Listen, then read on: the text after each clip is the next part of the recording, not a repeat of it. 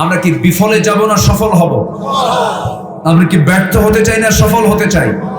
পরামর্শ নেব কার কাছ থেকে? আল্লাহর কাছ থেকে। আসুন যে লাইনে লাইনে আসি, সোজা কোরআন থেকে আমরা কথা বলি, আল্লাহর পরামর্শ আমরা নেব। আল্লাহর পরামর্শই সবচেয়ে উত্তম পরামর্শ। আল্লাহ বলছেন, আমি তোমাকে কিছু পরামর্শ দিচ্ছি বান্দা, এই পরামর্শগুলো কাজে লাগালে তুমি সফল হবে। মোটামুটি 9-10টি পয়েন্ট আমি কথা বলতে চাচ্ছি, খুব বেশি সময় দেব না। আচ্ছা, তাহলে আমরা সফল হতে চাই। সফলতার আরবি আল্লাহ তাআলা কোরআনে বিভিন্ন ভাষা প্রয়োগ করেছেন। এক জায়গায় বলেছেন ফাউজুন, ফাজ, আবার কিছু জায়গায় বলেছেন তুফলিহুন, ফালাহ। এরকম করে আল্লাহ রাব্বুল আলামিন বিভিন্ন পরিভাষা ইউজ করেছেন। আমি যে আয়াতই বলবো সেখানে দেখবেন যে ফাউজুন শব্দ আছে, অথবা তুফলিহুন, মুফলিহুন, এই শব্দগুলো আপনারা পাবেন। খুঁজে খুঁজে এগুলো বের করে নেবেন। সময় কম, ব্যাখ্যামূলকভাবে আমি বলতে পারবো না। শুধু 10টা পয়েন্টে আমি আলোচনা শেষ করে আমি শেষের দিকে চলে যাব। মায়েরা কি মাহফিল আসছে?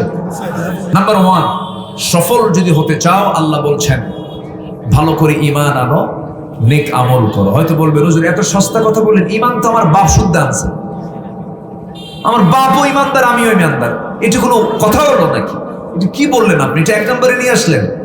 কিন্তু না, এটাই মাদার, এটাই হচ্ছে মূল মাস্টার, ঈমান। এটা কি বলেন তো? যারা ঈমান বলেন, কি বলেন? ঈমান। এটা হলো মূল বিষয়। গোটা দুনিয়ার সমস্ত সম্পদের মালিক আপনি, সব সম্পদ আপনি দান করলেন, কিন্তু ঈমান নাই, কাজ হবে না। গোটা দুনিয়ার ধনীর তালিকায় একজন অন্যতম ধনী হলো বিল গেটস। সে তার সমস্ত সম্পত্তির একটা বিশাল অংশ রেড ক্রসকে দান করেছে। বিশাল বড় তার দানের খাতা, দানের হাত এত বড় হওয়ার পর আল্লাহর কাছে তার কোনো প্রাপ্তি নাই। কারণ বিল গেটস এর মধ্যে যে জিনিসটা নাই তার নাম কি? ঈমানটা নাই। ঈমান আগে, সবার আগে শর্ত ঈমান থাকতে হবে। আবু তালেব সারা জীবনের রাসূলের জন্য যা কিছু করেছেন অনেক সাহাবী পর্যন্ত করতে পারেন নাই, কিন্তু আবু তালেব সাহাবীর বাপ ছিলেন, সাইয়েদনা আলীর বাপ ছিলেন। এরপরে জাফর বিন আবু তালিব জাফরের বাপ ছিলেন। বড় বড় দুজন সাহাবীর বাবা, নবীজির আপন চাচা হওয়ার পরে এত খেদমত রাসূলের জন্য করলেন। এত খেদমত কোনো কাজে আসবে না, কারণ সেই নবীর চাচার মধ্যে কি ছিল না? ঈমান ছিল না। ঈমান হলো সবচাইতে বড় সম্পদ। এই জন্য আমি 1 নম্বরে টানলাম। আল্লাহ রাব্বুল আলামিন সূরা বুরুজের মধ্যে বলছেন, ইন্নাল্লাযীনা আমানু ওয়া আমিলুস সালিহাতি লাহুম জান্নাতুন তাজরি মিন তাহতিহাল আনহার যালিকাল ফাওজুল কাবীর। এখানে কি ফাউজুন শব্দটা কি আসছে? ফাউজুন মানে হলো সফল, কবির মানে বড়। বড় সফল হবে ঈমান আনলে, নেক আমল করলে। যেরকম সুবহানাল্লাহ। 1 চলে গেল, আমি শর্ত নাম্বার 2 আসি। আমার বন্ধুগণ, আল্লাহ রাব্বুল আলামিন বলেন নাম্বার 2 সেই বান্দা সফল যারা পরিশুদ্ধ হতে পেরেছে, পরিশুদ্ধিতা যার মধ্যে আছে, সে হলো সফল। قد أفلح من تزكى وذكر اسم ربه فصلى بل تؤثرون الحياة الدنيا والآخرة خير وأبقى إن هذا لفي الصحف الأولى صحف إبراهيم وموسى جرب الله أكبر কোন বান্দা সফল? قد أفلح, আফলাহ শব্দটা এখানে এসেছে, ওই বান্দাই সফল যে তার নফসকে পরিশুদ্ধ করতে পেরেছে। আমার রাসূল একদিন সাহাবা একরামকে বলছেন, আত-তাকওয়া হাহুনা, আত-তাকওয়া হাহুনা। তাকওয়া হলো এই জায়গায়, যে জায়গায় নফস থাকে। আমার নবীজি বললেন, আলা ইন্না ফিল জাসাদি লামুদগাতান ইযা সালুহাত সালুহাল জাসাদু কুল্লুহু ওয়া ইযা ফাসাদাত ফাসাদাল জাসাদু কুল্লুহু আলা ওয়া হিয়াল কলব। মানুষের গোটা দেহের মধ্যে এমন একটা গোশতের টুকরা আছে যেটা ঠিক থাকলে গোটা দেহ ঠিক থেকে যায়, আর যেটা ঠিক না থাকলে গোটা দেহ নষ্ট হয়ে যায়। সাবধান, সেই গোশতের টুকরার নাম হলো কলব। যেরকম সুবহানাল্লাহ। অনেক শহীদের শাহাদাত বানচাল হয়ে যাবে, অনেক আলিমের ইলম আল্লাহর কাছে মূল্যহীন হয়ে যাবে। ওই হাদিসটা আমার জন্য চরম টেনশনের কারণ হয়ে যায় মাঝে মাঝে। একটা হাদিস আসছে, রাসূল বলেন অনেকে শহীদের শাহাদাত ক্যান্সেল হয়ে যাবে কিয়ামতের দিন। আল্লাহ বলবে, ও আল্লাহর বান্দা তুমি কি করে আসছো বলো? আল্লাহ তোমার জমিনে তোমার দিন কায়েম করতে গিয়ে শহীদ হয়েছি। আল্লাহ বলবেন না, মানুষ তোমাকে শহীদ বলে আখ্যা দেবে, মানুষের জন্য তুমি যুদ্ধে অংশগ্রহণ করেছিলে, আমি তোমাকে শহীদ হিসেবে কবুল করি নাই। আলেমকে বলা হবে, আলেম তুমি কেন আমার কাছে আজকে কি বলো তো, তোমার পরিসংখ্যানটা কি, তোমার জীবনের আমলনামা কি?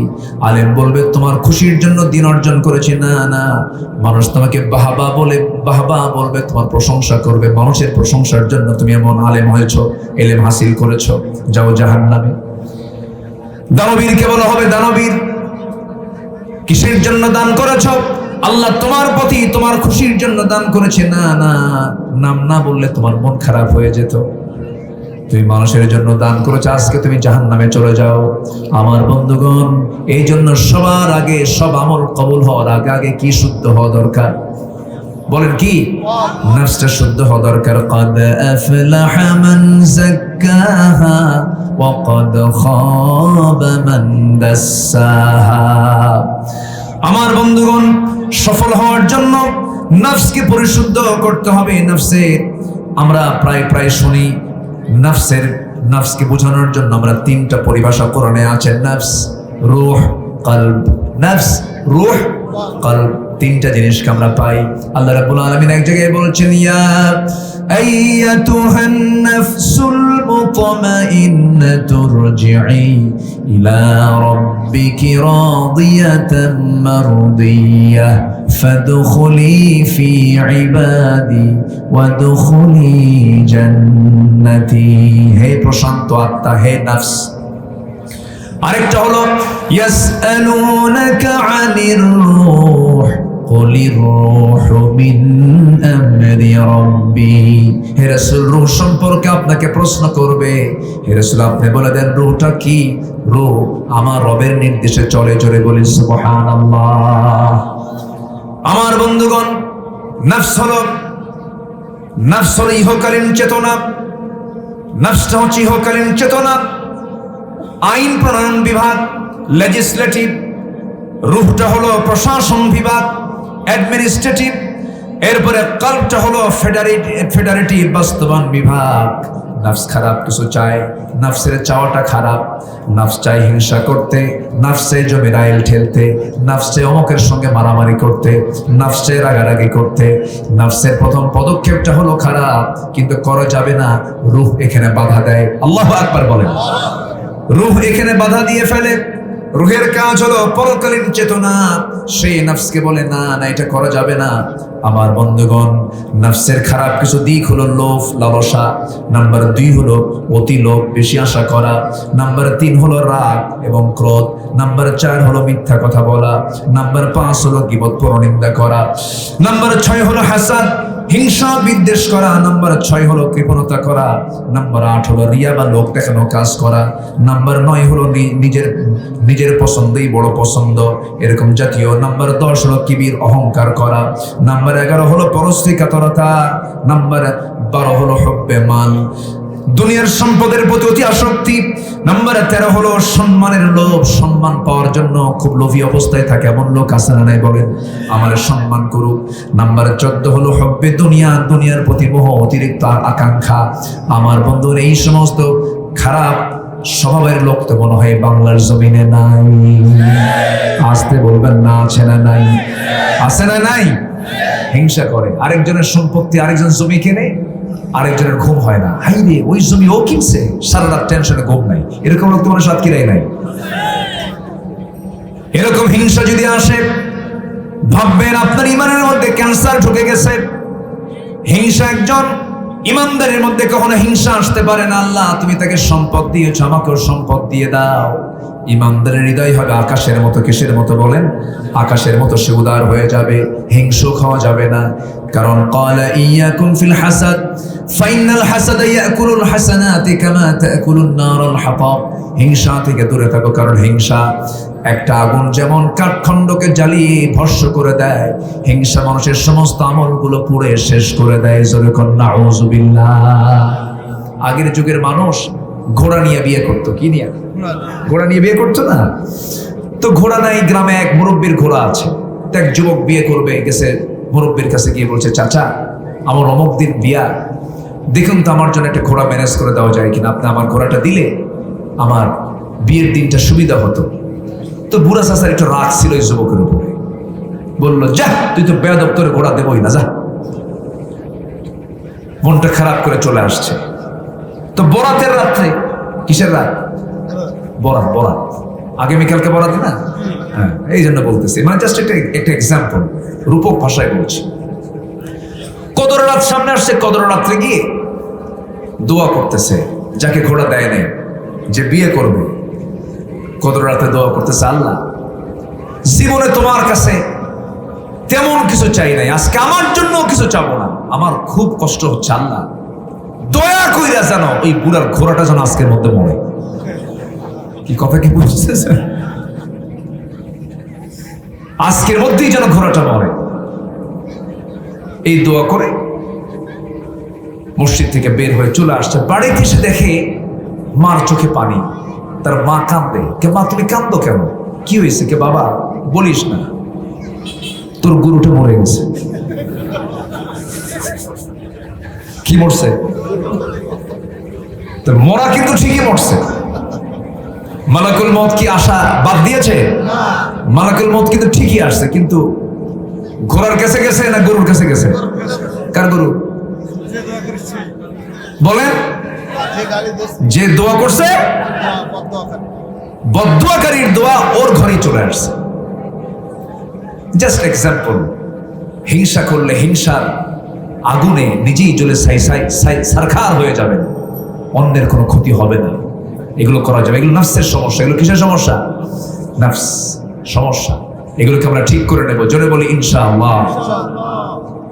আল্লাহ রাব্বুল আলামিন এই জন্য এক জায়গায় বলছেন, وَأَمَّا مَنْ خَافَ مَقَامَ رَبِّهِ وَنَهَى النَّفْسَ عَنِ الْهَوَى فَإِنَّ الْجَنَّةَ هِيَ الْمَأْوَى।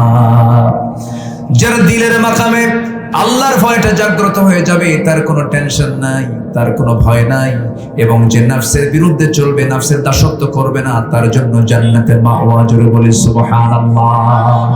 মন তো খারাপ কিছু চায়, যদি এত টাকা আমার হতো, এত টাকার মালিক যদি হতে পারতাম, কিন্তু কামাইটা আমার বৈধ না অবৈধ এই চিন্তাই নাই। তাহলে বলেন, এটা কি তার নাফসের সমস্যা কিনা? বলেন সমস্যা। কামাই করেন, কোনো সমস্যা নাই, 1000 কোটি টাকার মালিক হন, তাতেও কোনো বাধা নাই, কিন্তু সেই কামাইটা আল্লাহ দেখতে চান, বৈধ না অবৈধ? বলেন, বৈধ দেখতে চান। কে চান? আল্লাহ দেখতে চান। আপনি নারীর প্রতি আপনার টান কেন হবে না? মেয়ের জন্য আপনি অস্থির কেন হবেন না? নারীর জন্য কেন পাগল হবে না? আপনি তো পুরুষ। যৌন কামনা আপনার থাকতে হবে। যদি যৌন কামনা না থাকে, আপনার পুরুষত্বই নেই। এটা আপনার জন্য থাকতে হবে, কিন্তু আল্লাহ চাচ্ছেন যৌন কামনাটা হতে হবে অবৈধ না বৈধ পথে? বলেন বৈধ পথে।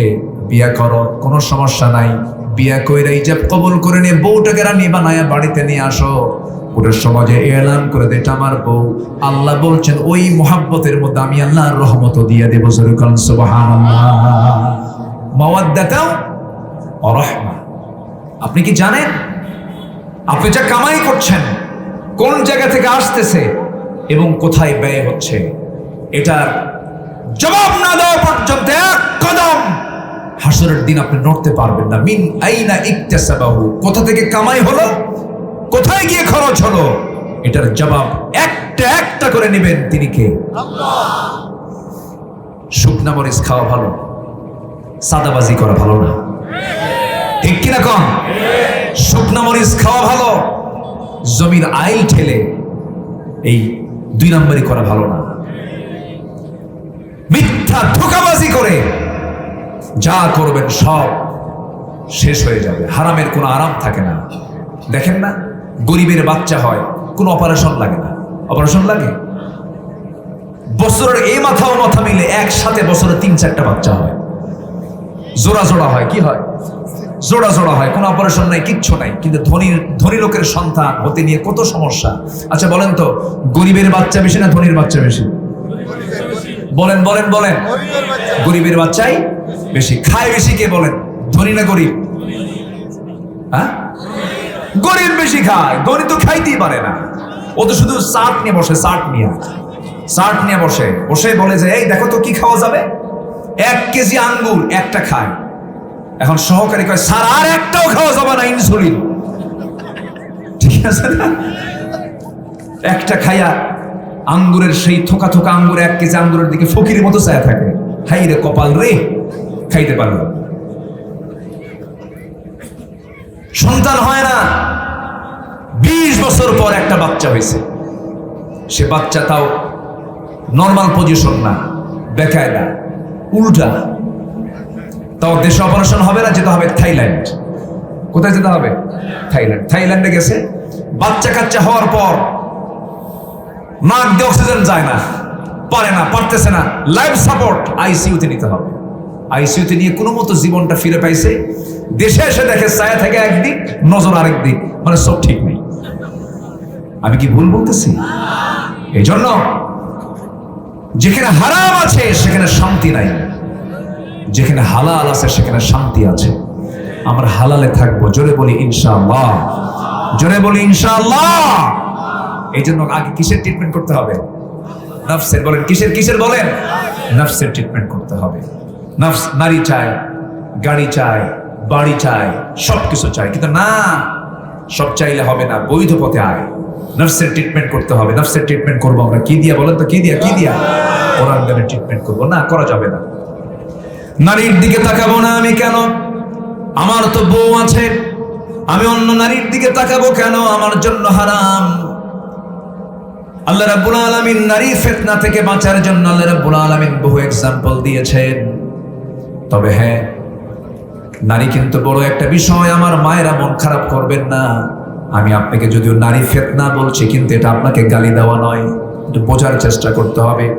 ইবনে মাসউদ রাদিয়াল্লাহু তাআলা আনহুকে একদিন বলা হলো, আপনাকে যদি কোনো নারীকে আপনার দায়িত্বে দেওয়া হয়, আপনি কি এটাকে আমানত রক্ষা করতে পারবেন নাকি? তিনি বললেন, দুনিয়ার সমস্ত সম্পদ আমার হাতে দিয়ে দিবে, আমি নিশ্চয়তা দিতে পারবো, এটার আমানত আমি রক্ষা করতে পারবো শতভাগ, ইনশাআল্লাহ বলে ফেললেন। কিন্তু কালো কুচকুচে, একদম নিগ্র কালো, ঘন কালো, নাক বোঁচা, চুলগুলো খাড়া খাড়া, দেখতে সুন্দর, শ্রীহীন একটা নারীও যদি আমার আমানতে দিয়ে দাও, আমি আব্দুল্লাহ ইবনে মাসউদ সাহাবী বলছে, আমার নিশ্চয়তা নাই আমি আমানত রক্ষা করতে পারবো কিনা। কি কথা কি বুঝতেছেন আপনারা? সেই নারীকে আজকে অফিসে, আদালতে, রিসেপশনে, সব জায়গায় পিছনে রাখছে না সামনে রাখছে?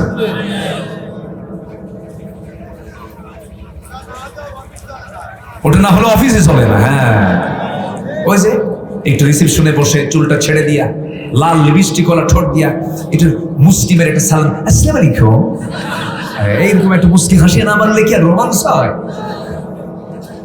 এই হচ্ছে অবস্থা। নফসের ট্রিটমেন্ট আগে করতে হবে। আমার নবীজি বলেন, ওয়াত্তাকুল্লাহ ওয়াত্তাকুন নিসা ফাইন্না আউওয়ালা ফিতনাত বনি ইসরাঈল কানাত ফিন নিসা। আল্লাহকে ভয় করো এবং নারীকে ভয় করো, কারণ বনি ইসরাঈলদের ধ্বংসের 1 নম্বর কারণ ছিল নারী ফিতনা।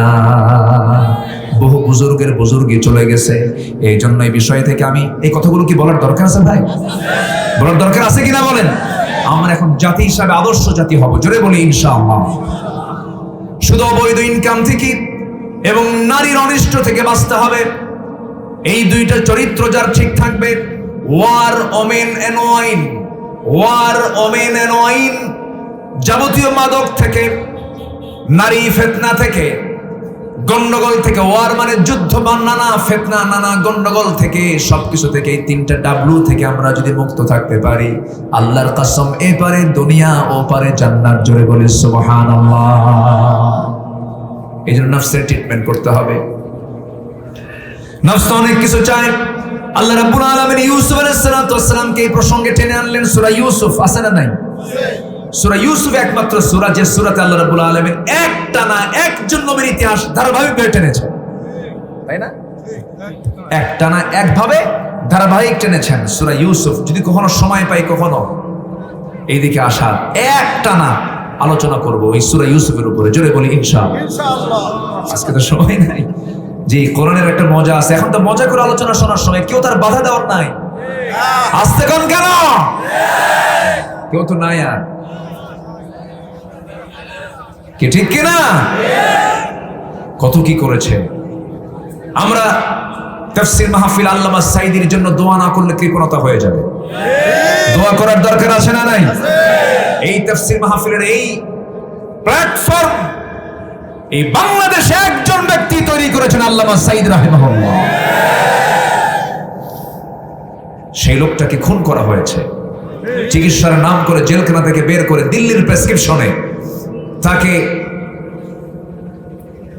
কি বলে হসপিটালে নিয়ে বিষ প্রয়োগ করে, ইনজেকশন পুশ করে তাকে দুনিয়া থেকে পরিকল্পিত নাটক তৈরি করে হত্যা করা হয়েছে। সকল হত্যার বিচারের আগে কিংবদন্তি আল্লামা সাঈদীর খুনির বিচার সবার আগে হওয়ার সময়ের দাবি। রাজি আছেন কারা কারা? হাত উঁচু করে দেখা।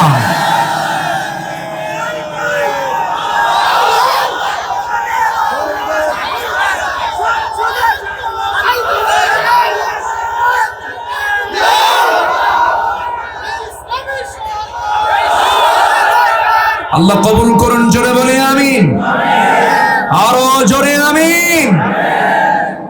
আগামীকাল হলো লাইলাতুম মিন নিসফি শাবান, শাবানের মধ্যরাত। বলেন তো এই রাতের বরকত আছে না নাই? আস্তে জোর গলায় বলেন, আছে না নাই?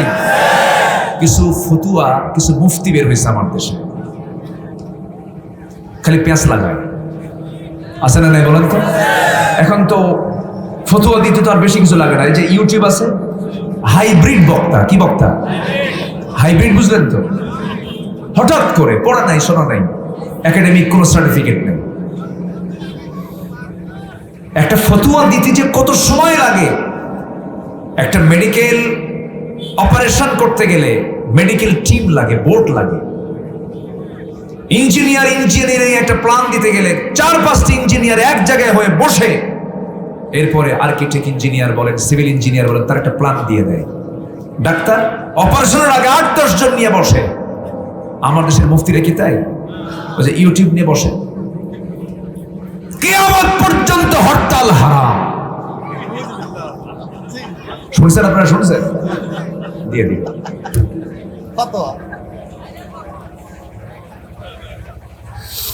নামাজ পড়তে নিলে নাভিতে হাত বাঁধা যাবে না, হারাম।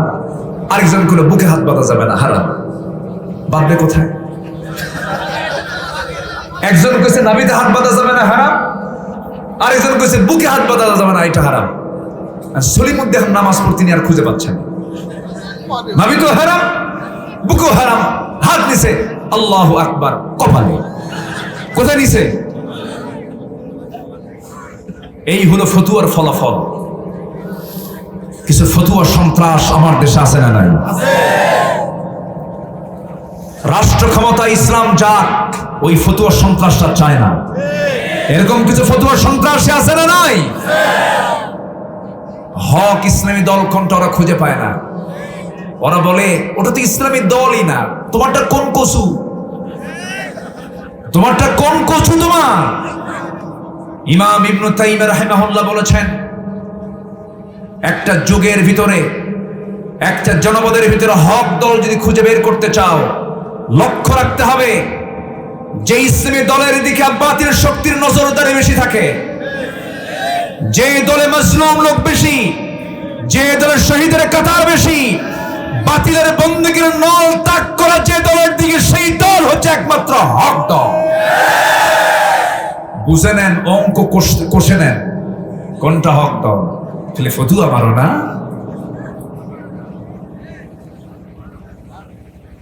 কথা বলবো?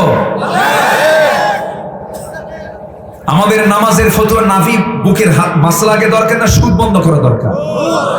হ্যাঁ, আপনি নাভি তো হাত বাঁধেন নাই, বুকে হাত বাঁধেন নাই, তাও নামাজ হবে।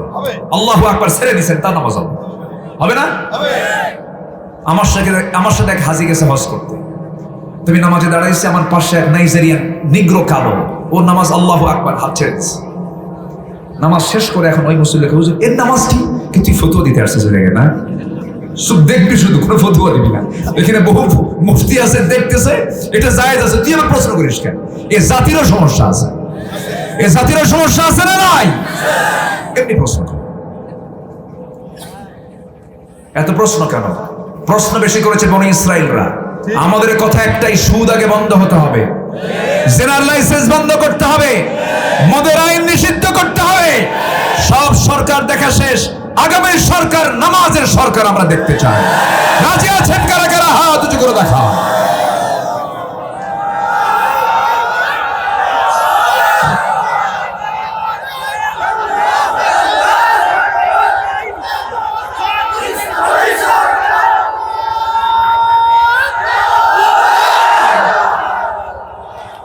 শবে বরাত আছে না নাই? শবে বরাত আছে না নাই? বরাত শব্দ হয়তো নাই, বরাত আমার দেশে কারণ আছে। আমরা নামাজ বেশি করি না, সালাত বেশি করি। বলেন বলেন বলেন, আপনি বলেন আর বলেন না একটু। আমরা নামাজ বেশি করি না, সালাত বেশি করি। নামাজ তো আলাদা, নামাজকে আলাদা না। নামাজ বলতে যা বোঝে তার কি সালাত কিনা বলেন? সালাত হলো আরবি ভাষা। নামাজ কেন বলি? রোজা কেন? রোজাও তো আরবি না। কেন বলি জানেন? এই দেশের রাষ্ট্রীয় ভাষা এক সময় ছিল হলো ফার্সি। আদালত, এজলাস, আদমশুমারি, এগুলো সব শব্দ এক সময় এই দেশে রাষ্ট্রীয় ভাষা ছিল হলো ফার্সি। এই জন্য এগুলো চলে আসছে, এগুলো এখনো বন্ধ হয়নি। অনেক কবির কবিতার মধ্যে নামাজ, এগুলো বন্ধ করবেন কেমন? কবি নজরুল লিখছেন না, অনেক নামাজ রোজার কথা লিখছেন না, লিখেছেন। এগুলো আমরা রপ্ত করেছি। তবে সালাত বললে বেশি সওয়াব হবে। সাম যদি বলেন, এটা হাদিসের পরিভাষা, সওয়াব পাবেন। তো তেমন শবে বরাত শব্দটা এটা আমাদের দেশে বহু প্রচলিত, কিন্তু এটার আরবি যদিও পরিভাষা নেই, কিন্তু লাইলাতুম মিন নিসফি শাবান শতভাগ সত্য একটি হাদিস এটা। আলহামদুলিল্লাহ বলেন। এটা অনেকে মানতে চান না, ওই যে ফতুয়া দেয় শবে বরাত বলতে কিচ্ছু নাই, মানে ওর জীবনে সব হারাম, ওর মধ্যে কোনো হালাল টালাল নাই। আছে না কিছু? আছে না এরকম কিছু? আছে না নাই বলেন? আছে। আল্লাহ রাসূল বলেছেন, সর্বাধিক হাদিস বর্ণনাকারী, প্রায় 5000 উর্দু হাদিস তিনি বর্ণনা করেছেন। আবু হুরায়রা রাদিয়াল্লাহু তাআলা আনহু থেকে বর্ণিত হাদিস, তিনি বলেছেন, আন আবি হুরায়রা রাদিয়াল্লাহু তাআলা আনহু قال قال رسول الله صلى الله عليه وسلم إذا كان ليلة النصف من شعبان يغفر الله لعباده إلا لمشرك أو مشاحن أو كما قال عليه الصلاة والسلام। রাসূল বলেন, যখন কোন সময় শাবান মাসের দিবাগত রাত্রি, মধ্য 14 তারিখ দিবাগত রাত্রি যখন তোমরা পাবে, এই রাত্রিটা এমন একটা রাত্রি যে রাত্রিতে মহান রব্বুল আলামিন সকল বান্দাকে মাফ করে দেন। কিন্তু শুধু মাফ করেন না, দুই শ্রেণীকে। এক নাম্বার শ্রেণী হলো যারা মুশরিক, যারা আল্লাহর আইন বাদ দিয়ে অন্য আইনকে বিশ্বাস করে। এরকম লোক তো আমার দেশে নাই। আসতে বলবেন না, আছে না নাই? যারা আল্লাহর কাছে না চায়, অন্য কারো কাছে চায়। আছে না নাই? আছে না নাই? আল্লাহর আইন বাদ দিয়ে অন্য আইনকে বিশ্বাস করা মানে কি? ওর মধ্যে ঈমান আছে? আমার দেশে নামাজি কাফের আছে, আমার দেশে নামাজি মুশরিক আছে, আমার দেশে নামাজি ফাসিক আছে, নামাজি মুনাফিক আছে। আছে না নাই? কিন্তু নামাজি কি? নামাজি। আমার বন্ধুগণ, আল্লাহ তাআলা ওই মুশরিককে কখনো মাফ করবেন না। ও মুশাহিন, ওই যে হিংসুক, যারা হিংসুকের দোয়া কবুল হবে না। দেখেন, একদম আল্লাহ রাসূল এখানে নির্দিষ্ট করে বললেন, যাদের মধ্যে নাফসের সমস্যা আছে, সেই নাফসের সমস্যাওয়ালা লোকগুলোর দোয়া কবুল হবে না। বলেছেন মুহাম্মদ সাল্লাল্লাহু আলাইহি ওয়াসাল্লাম, সেই রাত আগামী কালকের দিবাগত রাত্রে আমরা আমল করব। জোরে বলি ইনশাআল্লাহ। আম্মা জান আয়েশা রাদিয়াল্লাহু তাআলা আনহা হঠাৎ করে ঘুম ভেঙে গেছে। নবীজি তার পাশে শোয়া ছিলেন, নাই। বললেন, রাসূল কোথায় গেলেন? খুঁজে খুঁজে খুঁজে খুঁজে গিয়ে দেখেন আমার রাসূল বাকিল গারকাত, জান্নাতুল বাকির আশপাশ দিয়ে ঘোরাফেরা করছেন। ইয়া রাসূলুল্লাহ, আপনি এখানে কেন? তুমি কি জানো আজকের এই রাত্রে বান্দা যা চাবে আল্লাহ তাই দিয়ে দিবেন? তাহলে কালকে রাতের বরকত আছে না নাই বলেন তো? তাহলে লাইলাতুল মিন নিসফি শাবানের গ্রহণযোগ্যতা আছে না নাই? কোনো সমস্যা নাই। এটা নিয়ে বেশি বাড়াবাড়িও করা যাবে না, ছাড়াছাড়িও নাই। বাড়াবাড়িও নাই, ছাড়াছাড়িও নাই। বাড়াবাড়ি কি? এই রাত্রে যদি তুমি রুটি আর কি হালুয়া না খাও, সারা বছর না খায় থাকবা। এরকম আছে কিনা বলো? এটা কি, এটা কি হলো? বাড়াবাড়ি হলো কিনা বলেন? বাড়াবাড়ি। এই বাড়াবাড়ি করা যাবে না। আমরা বাড়াবাড়ি করে ফেলি। হাই রে, বরাত শেষ, বরাত মিস মানে গোটা বছর মিস। কে বলছে এটা? গত রাত চলে গেছে একটা, আরো রাত আছে না নাই? এরপরে কি মাস আসতেছে? জোরে বলেন, কি মাস আসতেছে?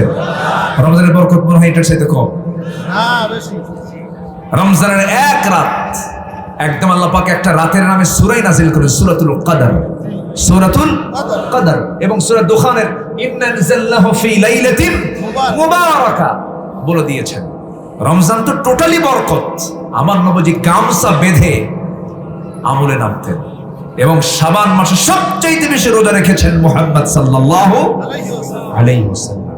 শাবান এই মাস অত্যন্ত বরকতময় মাস। প্রত্যেকটা সেকেন্ডকে আমরা কাজে লাগাবো। শোনেন, কোরআনের সাথে যদি মোলাট থাকে, এর জন্য কি মোলাটের দাম কি কমে যায় না বেড়ে যায়? বেড়ে যায়। আপনি আতর রাখেন কোন একটা বক্সের মধ্যে, ওই বক্সটা প্লাস্টিকের, কিন্তু আতর রাখার কারণে বক্সের মধ্যে কি সুগন্ধি আসে না দুর্গন্ধ আসে? সুগন্ধ চলে আসে। ঠিক তেমনি রমজান সামনে, তার আগের মাস কি বলেন? তার আগের মাস কি? শাবান। তাহলে রমজানের ফ্লেভার শাবানে আছে না নাই? এটাই বুঝতে হবে। আল্লাহ আমল করার তৌফিক দান করুন। বেশি করে বিড়ি খাবেন। কষ্ট পাচ্ছেন নাকি আপনারা? এত সুন্দর মানুষ আপনারা, আমি খুবই খুশি হয়েছি। বহুদিন পরে আসলাম। আল্লাহ আমাদের অংশগ্রহণকে কবুল করুন। আল্লাহ আমাকে কত ভালোবাসেন না? কি ভালোবাসা দিয়েছেন আমাদের। কত যে জগদ্দল পাথর আমাদের মাথা থেকে সরে গেছে ভাই। আমি প্রবাসে যখন যেতাম, বাইরে যখন যেতাম, প্রবাসীদের কান্না। হুজুর 60টা মামলা নিয়ে দুবাই আসছে। কয়টা বলতে? 60টা মামলার হাজিরা দেওয়ার যদি প্রয়োজন হয়, ওর কি চাকরি করার দরকার আছে? এগুলো কোনো কথা ছিল বলেন? আমার তো 18 বছর, এই 16 বছর একটা দিন মাহফিল করে আমি আরাম পাই নাই। মাহফিলে মঞ্চে উঠলি কিরামুন কাতিবিন, কিরামুন কি যে অত্যাচারগুলো করেছে। 2018 সালে নির্বাচনের আগ দিয়ে আমাকে ধরে নিয়ে চলে গেল। বাড়িতে মাহফিল করে সে শুয়ে পড়ছি। 250 পুলিশ। কত? অনেক বড় সন্ত্রাসী তো। দৌড় মারি। আলেমরা দৌড়ায় না, আলেমরা পিঠ দেখায় না, বুক দেখায়। ঠিক না? আলেমরা কখনো পালায় না। আমারে ধরে নিয়ে চলে গেল থানায়। ওসি মহোদয় আমার দিকে তাকায় আছে, কিন্তু কথা কয় না, চুপচাপ। প্রায় 10 মিনিট। কিছুক্ষণ পর দেখি ওসি সাহেবের চোখ দিয়ে পানি পড়ে। বললাম, কান্দেন কেন? হুজুর খুব আসামি মনে হচ্ছে আমাকে। এটা কাজ করলাম আমি, ঠিক হলো না, কিন্তু কি করবো হুজুর, বাল বাচ্চা আছে, চাকরি বাঁচান্ত ফরজ। আমি বললাম, ইমান বাঁচান্ত নফল। মামলা আরো কিছু যোগ দিয়া পাসপোর্ট ভারী কইরা। জান্নাতের পাসপোর্টে মামলা কম হবে না বেশি হবে? বেশি হবে। আরো মামলা টামলা দিয়া দিল চালান কোর্টে। জজ আমার দিকে তাকায় চেনে, কিন্তু কিচ্ছু করার না, খেলে মাথায় এরকম করে নয়, মানে জামিন হবে না। মানে ফর্মেটি যে ওইরকম, উনি জামিন দিতেও পারবেন না, আইনি যে নাই ওটা পাঠায়। কারণ ওই যদি জামিন দিয়ে দেয় তখন উল্টা মামলা হবে ওই জজের বিরুদ্ধে, আরেক সমস্যা। পরে আমারে পাঠায় দিল। জেলখানায় ঢুকলাম। বড় গেট দিয়ে ঢুকতেছে, এক বুড়া চাচা দেখি সামনে, আমার সামনে দাঁড়ায় গেছে। আমার দেখে এমন খুশি হলো মনে হয় আকাশের চাঁদ পাইছে। সালাম একখান দিয়ে বলে, হুজুর আপনি জেলখানায় ঢুকছেন, খুব খুশি হলাম। বললাম, খুশি হলেন কেন? মাহফিলে যাই, কত দূর থেকে ওয়াজ শুনি, এত সব জীবনে আপনার সঙ্গে একটু মোলাকাত করবো, মুসাফা করবো, নসিবে জোটে নাই। কত সুন্দর সামনে ধরা দিয়েছেন, দোয়া করে আপনি জেলখানায় থাকেন। এই তো হচ্ছে অবস্থা। পরে চাচাকে বললাম, চাচা এই শীতের ভিতরে, তখন নভেম্বর মাস, শীত পড়ে গেছে। বললাম, চাচা এই শীতের ভিতরে বুড়া মানুষ, দাঁত একটাও নাই, নাতিপুতি থিয়ে জেলখানায় কোনো আকাম করে আসছেন কে বাবা, বোমা হামলা, বোমা হামলা। কি কথা কি বুঝতেছেন? উনি ঠোঁটকাটা মানুষ তো মজা করে কথাগুলো বলতেছে। এই হলো চিত্র। আমরা একটা লেডিস ফেরাউনকে বিদায় দিয়েছি, ঠিক কিনা? ফেরাউন দেখিনি, কিন্তু আমাদের চোখে কিছুদিন আমাদের তাদের চিত্র দেখেছি, ঠিক কিনা? আল্লাহ তুমি একটি সুন্দর কল্যাণ রাষ্ট্র গঠন করার জন্য ওমরের মতো একটা শাসক বাংলার জমিনে দিয়ে দাও, যিনি বঙ্গভবনের বাসিন্দা হবেন, বাইতুল মুকাররমের খতিব হবেন। এমন একজন শাসক আল্লাহ তুমি জোটায় দাও, জোরে বলি আমিন। সম্মানিত ভাইয়েরা, সময় তো অল্প। আমি এখানে মাগরিবের পর মূলত সময়টা দিয়েছিলাম, সেখানে অনেক রাত হয়ে গেছে। একটা পাখি আকাশে ওড়ে, এক ডানায় না দু ডানায়? আমার আরেকটা ডানা পড়ে আছে আরেক জায়গায়। এক ডানা হলো, আরেক ডানা কাভার না করলে পাখি তো উড়বে না, ওরা তো গালিগালাজ শুরু করে দেবে। হুজুররা কিন্তু অসুস্থ হয় না, হুজুর ডাক্তার, হুজুর ডাক্তার অসুস্থ হয় বিশ্বাসই করে না। এক ডাক্তার বলে, হুজুর আমি তো বিপদে, কেন? আমি যে অসুস্থ হই, রোগী বিশ্বাসই করে না। কে ভাই আমি অসুস্থ, যেতে পারতেছি না, জ্বর। আপনি কিসের ডাক্তার, আপনার অসুখ হয়? কি কথা কি বুঝতেছে? আমাদের একই অবস্থা। আমরা যদি কোনো বেকায়দায় পড়ে অসুস্থ হই, বিশ্বাস করে না। না, হুজুর কোনোদিন বেকায়দায় পড়ে না, হুজুর আল্লাহর ওলি, কেন অসুস্থ হয়? এই কেউ উঠবেন না, আমরা একসঙ্গে দোয়া করে বের হবো ইনশাআল্লাহ। জি, আমরা সফল হতে চাই, সবাইকে নামাজ পড়বো ইনশাআল্লাহ। বিড়ি খাবো না, নামাজ পড়বো, বান্দার হক নষ্ট করবো না, হিংসা করবো না। কারা কারা একটু হাত তুলে দেখেন দেখি, জোরে বলি ইয়া আল্লাহ। আমাদেরকে 5 ওয়াক্ত সালাত আদায় করার তৌফিক তুমি আল্লাহ